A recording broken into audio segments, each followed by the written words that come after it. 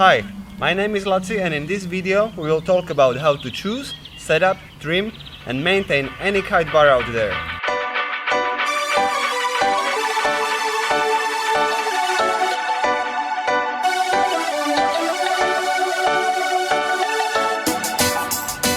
First, let's talk about how to choose your bar. Brands offer different bars with a different lines length and a different bar length. Now, what difference does it make? Standard length of the lines is 24 or 25 meters. If you don't know what you are doing, you should stick to that length. Shorter lines, like 20 or 22 meters, can be used for beginners or at the areas where you don't have so much space.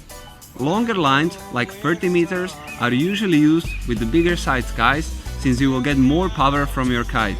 Now, how about bar size? It can range from 40 up to 60 centimeters. The difference is very simple.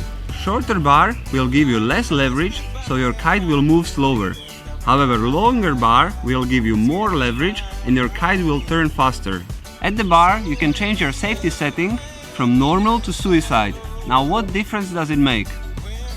On a normal setting, you will connect your leash directly to the fifth line, and in any case you will lose your chicken loop, your kite will completely depower. By that, grants you the most safety out of the kite. However, riders who are attempting for unhooked tricks often crash and lose their bar. If that happened with a normal setting, the kite will completely depower and often tangle itself. For that case, the kite has so-called suicide mode. In order to trim your bar, you have to lay out your lines, untangle them and attach them to this one fixed point. After you've done that, go back to your bar, put on your harness, make sure you put full power on your bar and check your lines. In order for your bar to be perfectly trimmed, your power lines and steering lines should be of the same length. You have to check if your power and steering lines are same length in order to have perfect trim. This is a brand new bar, so the lines are trimmed perfectly. But after some time, usually after season or two, power lines have much more pressure from the kite compared to the steering lines, so they tend to extend a little bit, usually a couple of centimeters. Now have a look here. This is much older bar, and we can already see that the power lines are slightly longer than the steering lines. When this happens to your bar, your kite will not fly properly and will tend to backstall and fall down from the wind window when you will have full power set on your trimmer. Now, what can you do with this situation? There are four main ways how to solve it. First, and by far the easiest option, is to slightly depower your bar on a trimmer and your bar is set alright. However, this option will prevent your kite from using the full range of your trimmer. Another option is to manually stretch your steering lines. This works only for a couple of millimeters, but when you see some indifferences from the left line and the right line, like in case of this bar, you simply want to pull the line for a couple of seconds and try to stretch it. Now, depending on your kite brand, you can change the size of the steering lines either at the bar or at the kite. With this bar, you have to remove the floater, and as you can see, there are more knots on the steering lines. What you have to do is open this nut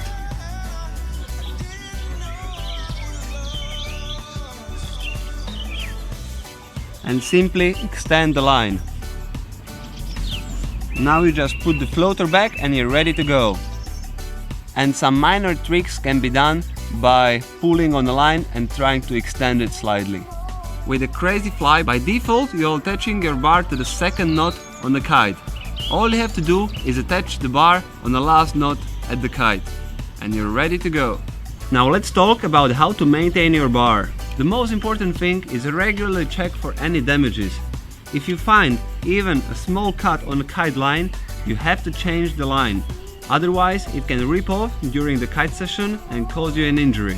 Another thing that can happen is that there will be a knot on your kite line. When this happens, it's also not very good thing, since the kite has the weakest point, about half as weak as a normal line, on the place of the knot. When you see that you can untie the knot, definitely do it.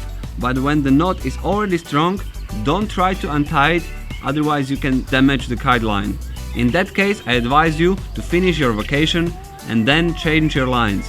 When you're using the bar for some time, also check and untwist the single lines of the bar, because when you are making rotations or a lot of turns, the line can be twisted around itself and it can be shorter and weaker. The power lines at your bar tends to wear off and break. When you want to expand their life, warm the box and rub it onto the line. And finally, the most important advice I can give you, wash the bar after every kite session. Salt and sun is doing nothing good for a kite lines material, so always wash it and store it in the shadow. I hope I gave you some useful tips, and if you have any other questions, please leave me a comment. If you want to see more of me, check my webpage kobulski.com or my Instagram kobulski. And if you want to see more videos, check my YouTube and Vimeo channel. Bye!